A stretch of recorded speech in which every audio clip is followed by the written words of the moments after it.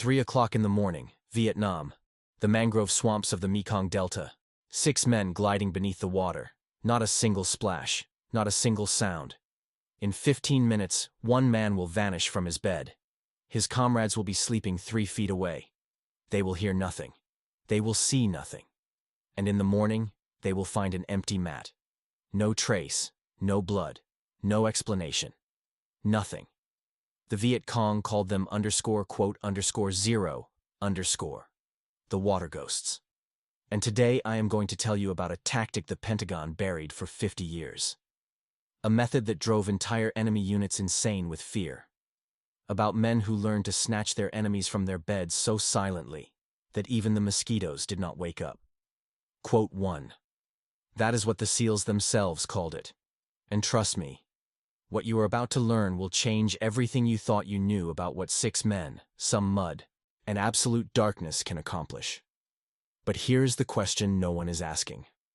What happened to the men who were taken? Where did they go? And why did the Vietnamese veterans refuse to talk about those nights even decades later?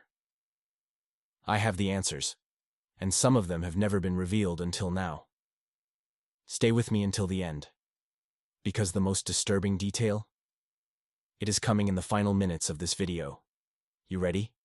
Let us begin. 3 o'clock in the morning. Rung Sat Special Zone. The water is black as oil. Not a single sound breaks the silence of the mangrove swamp. And somewhere beneath that mirror-still surface, 6 men are gliding forward without creating even a ripple. They have no names tonight, no dog tags, no unit patches. Officially, they do not exist. But the North Vietnamese army knows exactly what they are. The soldiers call them Nuoc, the water ghosts. And tonight, the ghosts are hungry. This is the story of the most psychologically devastating tactic ever employed in the Mekong Delta. The Pentagon never gave it an official name. The SEALs themselves called it human fishing. And by the time the sun rose over Vietnam, entire enemy camps would be empty. Not destroyed, not burned, just empty. As if the men inside had simply evaporated into the humid night air. But what you are about to learn is only the beginning of the nightmare. The truth was far more terrifying than any ghost story the villagers whispered.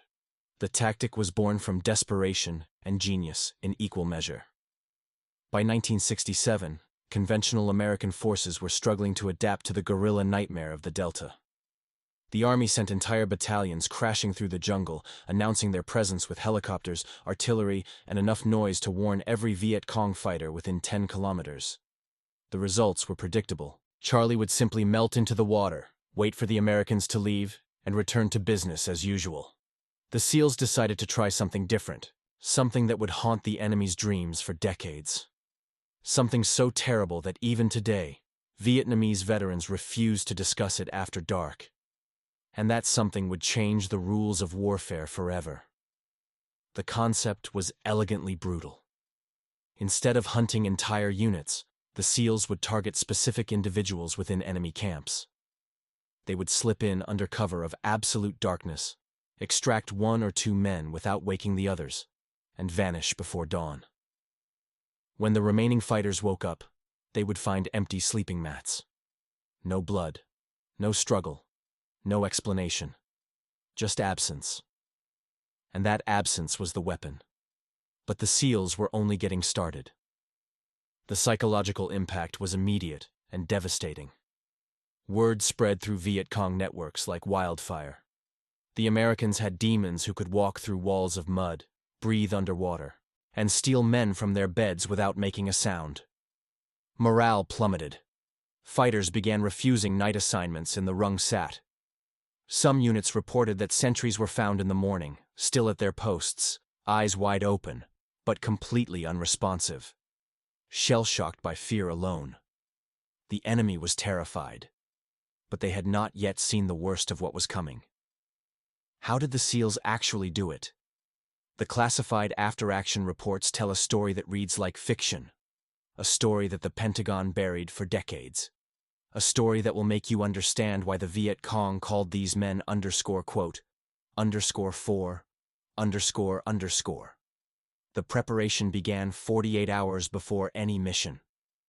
SEAL intelligence specialists would identify a target, usually a tax collector, a courier, or a local Viet Cong commander who had made himself too valuable to ignore. Aerial reconnaissance photographs would be analyzed frame by frame. Local informants, often recruited through the controversial Phoenix program, would provide details about camp layouts, guard rotations, and most importantly, sleeping arrangements. The SEALs needed to know exactly which hooch contained their target. There could be no mistakes, no accidental grabs. The entire psychological effect depended on surgical precision. But precision was only the first requirement. The physical transformation was even more disturbing. Once the intelligence was confirmed, the assault element would begin their preparation ritual. And this is where the SEALs diverged completely from every other unit in Vietnam. They would stop eating solid food 24 hours before insertion. The reason was grimly practical. A full stomach creates gas. Gas creates noise. In the absolute silence of a nighttime extraction, even the smallest gurgle could mean the difference between success and a firefight. The operators survived on water and protein tablets, keeping their systems quiet and their senses razor-sharp. Their bodies became instruments of war. Their hunger became focus. Yet this was merely the beginning of their transformation into something inhuman. The SEALs developed a camouflage system that bordered on the obsessive. Standard-issue face paint was considered inadequate. Instead, the operators created their own mixture, a combination of mud from the specific operational area, crushed vegetation, and in some cases, fish oil. The fish oil served a dual purpose.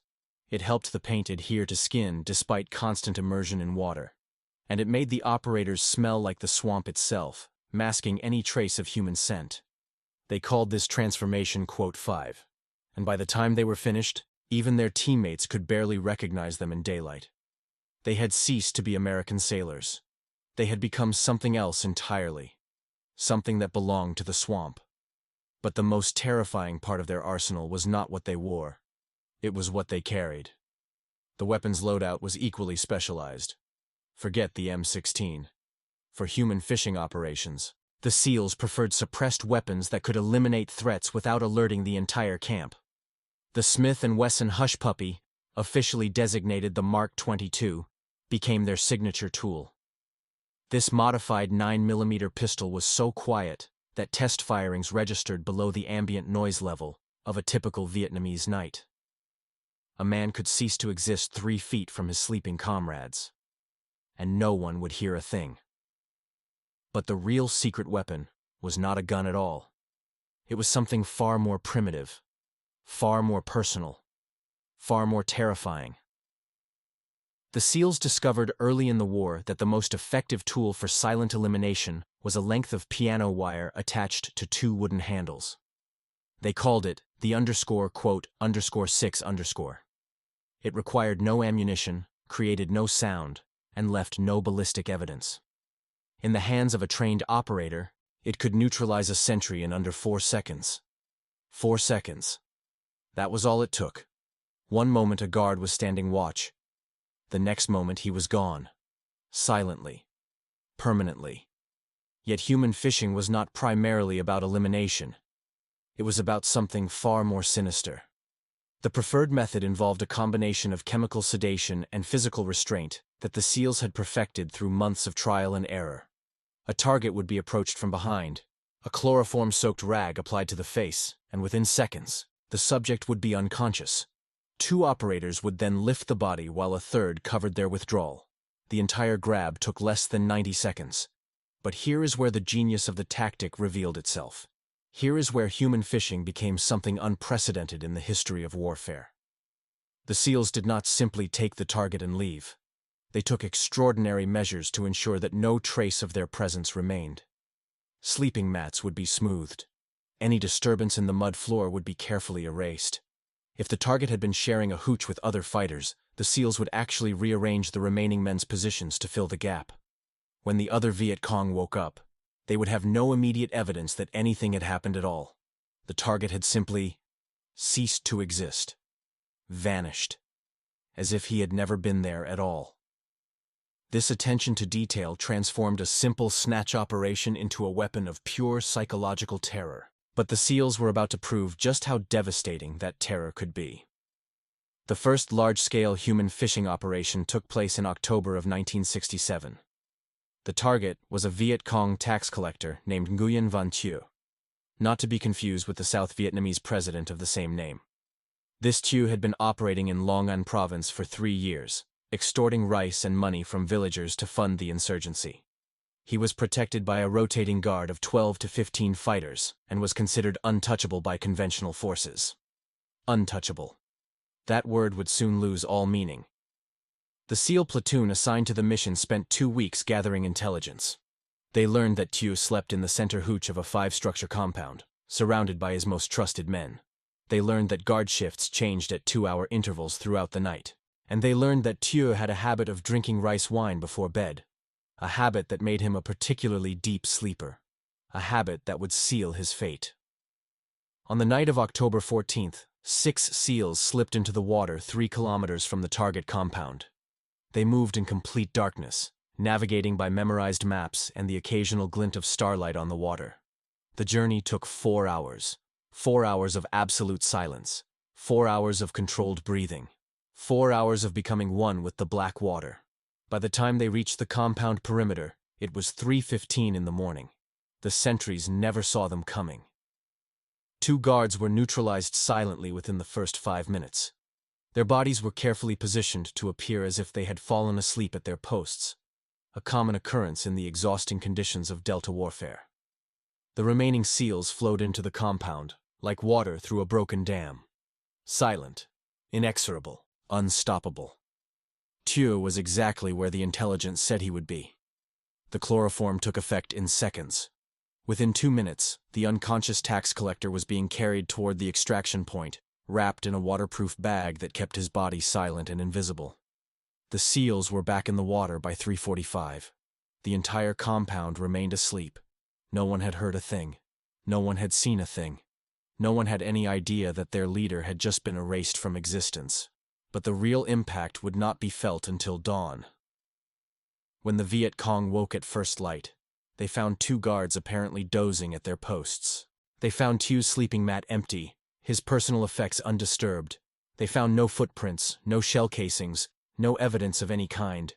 Nguyen Van Thieu had simply vanished, gone, as if the swamp itself had swallowed him whole, and the psychological impact was immediate and catastrophic. Within 48 hours, the story had spread throughout the province. The Americans had spirits who could walk through walls. They could make men disappear without a trace. Some fighters began sleeping with weapons clutched to their chests. Others demanded reassignment to units operating outside the Delta. Fear spread faster than any disease. But the documentary evidence was even more damning. A captured Viet Cong document from November of that year contained a remarkable passage that was later declassified. The document warned all cadres that the _7_ could not be stopped by conventional security measures. It recommended that high-value personnel never sleep in the same location twice. It suggested that guards should work in pairs, constantly touching each other throughout the night to confirm their continued presence. And it admitted, in remarkably candid language, that morale in the Rung Sat zone had collapsed completely. The enemy was writing about their own terror, documenting their own psychological defeat. The SEALs had achieved something that all the bombs and bullets in the American arsenal could not. They had made the enemy afraid to sleep, but the human fishing campaign was just beginning. And what came next would make the first operation look like a rehearsal. Throughout 1968, SEAL teams conducted an estimated 47 confirmed extraction operations in the Mekong Delta. The actual number was probably higher. Many missions were never officially recorded due to their connection to the Phoenix program. Each successful grab added to the legend. Each empty sleeping mat amplified the terror. And then the SEALs began to experiment. Sometimes they would take 2 men from a single camp, leaving the third untouched. The psychological effect on the survivor was devastating. Why had he been spared? Had he been marked for later? Was he being watched at this very moment? The questions alone were enough to break a man. Other times, they would leave behind small tokens. A playing card, a spent shell casing, a piece of American equipment. These calling cards served no tactical purpose. Their function was purely psychological. They let the enemy know that the water ghosts had been there, that they could come back whenever they chose, that no one was safe. The tactic reached its apex during the most chaotic period of the entire war. The Tet Offensive of 1968 changed everything. In the chaos following the surprise attacks of late January, conventional American forces were stretched to their breaking point. The Viet Cong had infiltrated cities across South Vietnam. The carefully constructed illusion of American progress had shattered overnight. For weeks, the military situation teetered on the edge of disaster. But in the Mekong Delta, the SEALs saw an opportunity that would never come again. With enemy attention focused on the urban fighting, security in the rural base camps had grown lax. Intelligence sources reported that several high-value targets had relocated to supposedly secure positions deep in the mangrove swamps. They believed they were safe. They were hidden. They were protected by the chaos that surrounded them. They were wrong.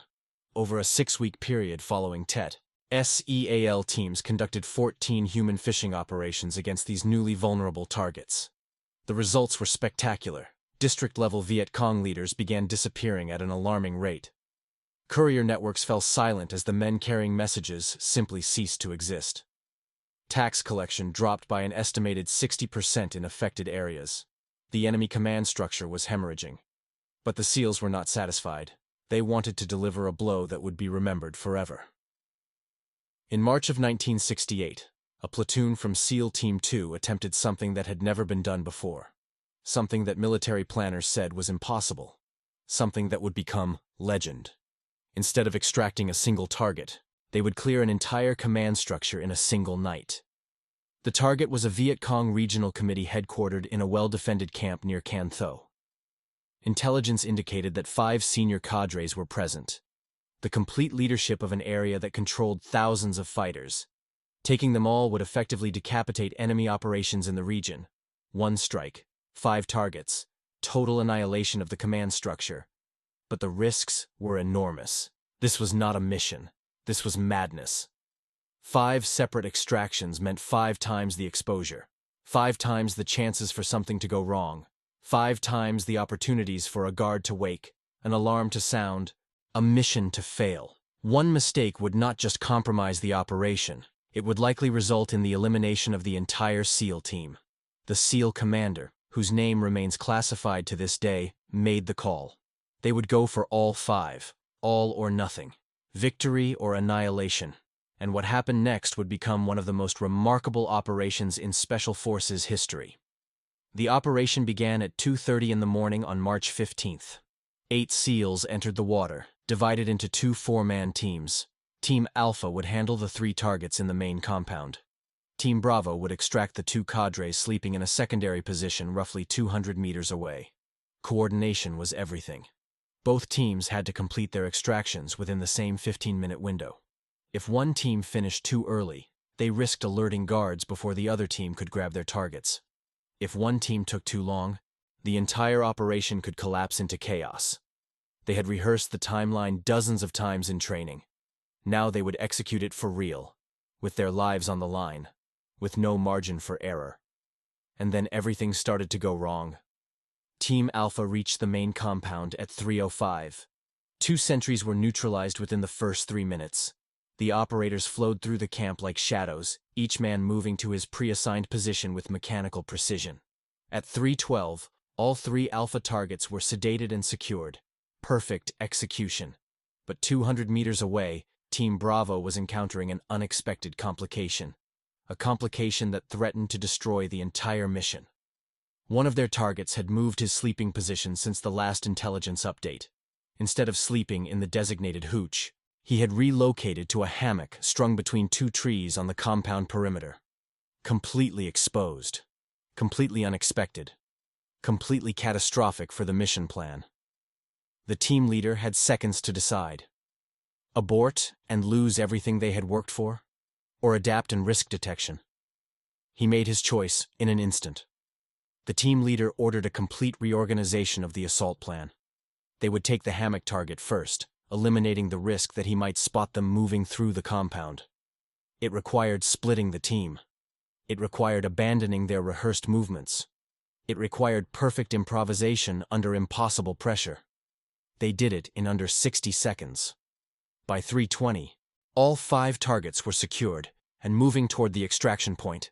5 senior Viet Cong leaders, 5 men who had commanded thousands of fighters, 5 men who had believed themselves untouchable. All gone, in 15 minutes, without a single shot fired. Not a single alarm had been raised. The remaining enemy fighters slept peacefully, unaware that their entire command structure had just evaporated into the night. But the full impact would not be understood until morning. When the remaining Viet Cong fighters woke at dawn, they found themselves leaderless. The committee that had directed their operations for years was gone. No orders, no guidance, no explanation. 5 sleeping mats, all empty. 5 men, all vanished. As if they had never existed at all. The regional command structure had simply ceased to function. It took the Viet Cong 3 months to rebuild their leadership in that area. 3 months during which their operations essentially ground to a halt. 3 months during which hundreds, perhaps thousands, of planned attacks never materialized. 1 night, 8 men, 5 targets, 3 months of enemy paralysis. But human fishing came with a price that no one talked about. The psychological toll on the operators themselves was severe. These were not conventional combat missions where the enemy was clearly defined and the rules of engagement were straightforward.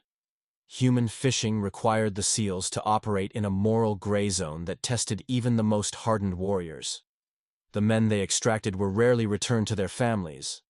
Most were turned over to South Vietnamese intelligence services for interrogation. What happened to them after that was something the SEALs learned not to ask about. The Phoenix program had a reputation that extended far beyond what could be discussed in polite company. Some questions were better left unasked. Some answers were better left unknown. Some operators thrived in this ambiguous environment. They viewed their work as a necessary evil in an impossible war.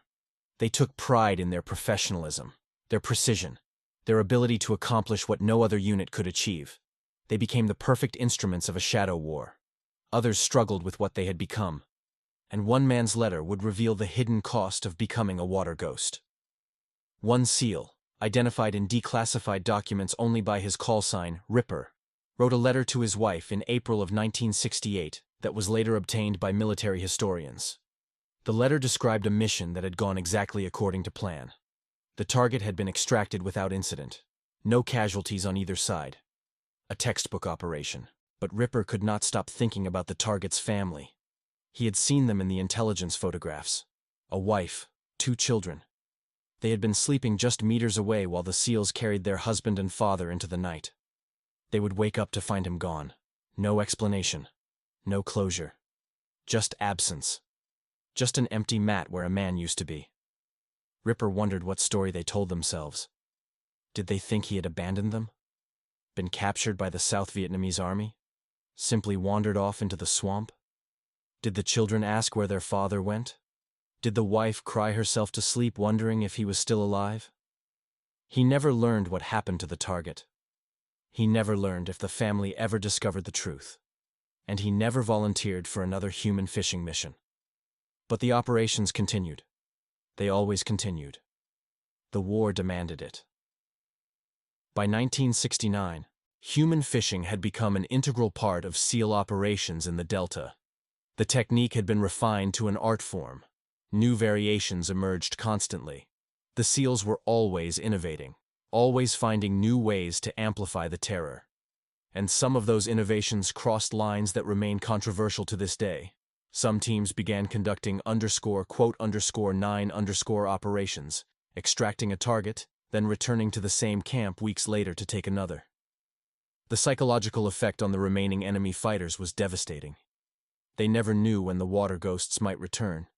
They never knew who would be next. Every night became a lottery of fear. Other teams experimented with _10, grabbing a target, interrogating him in the field, and then returning him to his camp before dawn. The subject would wake up in his own bed with no memory of the previous hours, but with a lingering sense that something terrible had happened. The effect was worse than disappearance. It was violation. It was the knowledge that you were not safe even in your own mind. Some of these men became double agents out of sheer terror.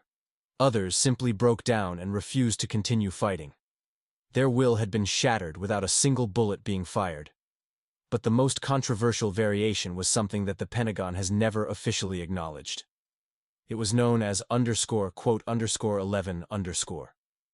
In scarecrow operations, the SEALs would extract a target, terminate him silently, and then return the body to the camp, positioned in such a way that it would be discovered at dawn. Sometimes sitting upright against a tree, sometimes lying in his own bed, sometimes positioned in ways designed to maximize the psychological impact on those who found him. The message was clear. We can take you whenever we want. We can do whatever we want. And there is nothing you can do to stop us. We can make you vanish. Or we can make you reappear. The choice is ours. You have no power here. Military historians continue to debate the ethics of scarecrow operations to this day. Supporters argue that the tactic saved American lives by demoralizing the enemy without requiring conventional combat. Critics contend that it crossed lines that should not be crossed, regardless of military necessity. The SEALs who conducted these operations rarely discuss them publicly. Some secrets are meant to stay buried, but the enemy documented everything, and their own words reveal the true impact of human fishing. The effectiveness of the campaign was reflected in captured enemy documents throughout the late 1960s. A Viet Cong training manual from 1969 devoted an entire chapter to Quote 12. The very existence of such a chapter was an admission of defeat. The recommendations were extensive and often contradictory, a desperate attempt to solve an unsolvable problem. Never sleep near water, but also, never sleep too far from water, because the noise of the camp would attract attention.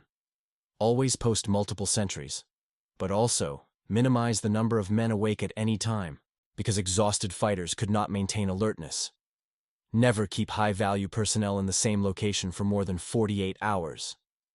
But also, constant movement created logistical nightmares and exposed cadres to ambush. Every solution created a new vulnerability. Every precaution opened a new avenue of attack. The document concluded with a remarkable admission. An admission that revealed the true scope of the SEALs' psychological victory. Against the Sea Devils, there was no reliable defense. The only solution was to operate in areas where they were not active. In other words, the only way to survive human fishing was to avoid the water entirely. For a guerrilla movement that depended on the Delta's waterways for movement and supply, this was tantamount to surrender. The SEALs had not just won battles. They had made an entire region of Vietnam uninhabitable for the enemy. But all campaigns must eventually end. And the end of human fishing was approaching. The human fishing campaign began to wind down in 1970, as American involvement in Vietnam gradually decreased.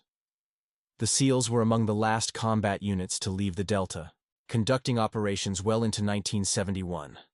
They had become too valuable to withdraw, too effective to replace, too feared to abandon. But the strategic situation had shifted. Vietnamization was transferring responsibility to South Vietnamese forces who lacked the training and equipment to continue the specialized operations. The art of human fishing could not be taught in a few weeks. It required years of development, a specific mindset, a willingness to become something other than human. And so the water ghosts prepared to slip beneath the surface one final time. The last confirmed human fishing mission took place on December 3, 1970. The target was a district-level Viet Cong commander operating near the Cambodian border. The extraction was successful. The commander was turned over to South Vietnamese intelligence and never seen again. And with that, an era ended. The water ghosts disappeared, but their legacy was just beginning. The techniques developed in the Mekong Delta became the foundation for modern special operations doctrine worldwide. The emphasis on surgical precision, psychological warfare, and individual targeting would later define operations in Grenada, Panama, Iraq, and Afghanistan. Every time a SEAL team conducts a nighttime extraction in the modern era, they are drawing on lessons learned in the murky waters of the Rung Sat. The enemy knew this, and they feared it. But perhaps the most telling testament to human fishing's effectiveness came not from American sources, but from the enemy himself, from a man who had fought against the water ghosts and lived to tell the tale. In 1995, a former North Vietnamese army officer named Tran Van Tra published his memoirs of the war. Tra had commanded forces in the Mekong Delta during the peak years of SEAL operations. His account of those years is remarkably candid about the terror that the water ghosts inspired. Tra wrote that his men called the SEALs by many names: Nuoc, the water ghosts; Qui Bien, the sea devils; Kach Con Nguoi, Kong Bong, the men without shadows. But the most common name was simply Chet, meaning fate or destiny. The implication was clear. If the SEALs selected you as a target, your fate was sealed. There was nothing you could do, nothing anyone could do. You had been chosen, and the chosen did not survive. You would simply cease to exist. But Tra's personal admissions were even more revealing. Tra admitted that he lost several close colleagues to human fishing operations, men who had survived years of American bombing, men who had endured the hardships of jungle warfare, men who had proven their courage in countless engagements, simply vanished one night without explanation, gone, as if they had never existed at all. The effect on Tra himself was profound. He began changing his sleeping location every night. He refused to sleep near windows or doors. He posted extra guards and demanded that they maintain constant verbal communication throughout the night. He became a prisoner of his own fear. But even these precautions provided little comfort. Because Tra understood something that many American commanders never grasped. The true weapon of human fishing was not the SEALs themselves. It was the fear they created, the uncertainty, the constant gnawing awareness that at any moment you might simply cease to be. That fear infected everything, every decision, every night, every moment of attempted sleep. That fear never slept, and neither did the men who lived with it. The SEALs had weaponized terror itself, and that weapon could not be countered by any conventional means. The veterans of human fishing operations returned to an America that neither understood nor appreciated what they had accomplished. The Vietnam War had become politically toxic. The tactics that had terrorized the enemy were viewed by many civilians as war crimes. The men who had executed them were seen not as heroes, but as reminders of a conflict that the nation wanted desperately to forget. Many of the operators disappeared into civilian life, never speaking of their service. They had learned to become invisible in Vietnam. Now they became invisible at home. They walked among ordinary Americans, carrying secrets that could never be shared. Others struggled with the memories of what they had done and seen. The transformation that had made them effective had not been easy to reverse. Some never fully returned from the darkness they had entered. A few found their way back into special operations, passing their hard-won knowledge to the next generation of SEALs. The techniques survived. The tactics evolved, the legend grew, but all of them shared one thing, one truth that bound them together. They had been part of something unprecedented in military history. They had proven that a handful of men, properly trained and properly equipped, could achieve what entire armies could not. They had shown that psychological warfare, executed with surgical precision, could break an enemy's will without massive casualties on either side. They had become the water ghosts, and in doing so, they had written a chapter of military history that remains classified to this day. But there is one more testimony, one final voice, and it comes not from a soldier, but from a simple farmer who witnessed the terror firsthand. The final word on human fishing belongs not to an American veteran, but to a Vietnamese farmer who lived near the Rung Sat during the war years. His testimony was recorded by a French journalist in 1973, shortly after the American withdrawal. The farmer described nights when the swamp seemed to hold its breath, when the usual sounds of insects and frogs fell silent without explanation, when the water itself seemed to move with purpose, as if something beneath its surface was hunting, as if the swamp had come alive with malevolent intent. On those nights the farmer would extinguish his lamp and pray to his ancestors. He did not know what lurked in the darkness. He did not want to know. He only knew that when the silence came, you did not go outside. You did not look toward the water. You made yourself small and invisible and hoped that whatever was out there would pass you by. Because on those nights, the farmer said, even the ghosts were afraid. The water ghosts were hunting. And in the morning, someone would always be missing. This is the story they never told you. The tactic that never officially existed. The men who became legends among enemies who still whisper their names 5 decades later. Human fishing. The most terrifying weapon in the American arsenal. Not a bomb, not a bullet, not a fleet of aircraft or an army of soldiers, just 6 men in the water, and the darkness that swallowed everything. Now you know the truth. But the question remains. How many operations were there that we still do not know about? How many targets vanished without any record? How many secrets remain buried in the mud of the Mekong Delta? Some questions have no answers. Some ghosts never rest. And some stories are only beginning to be told.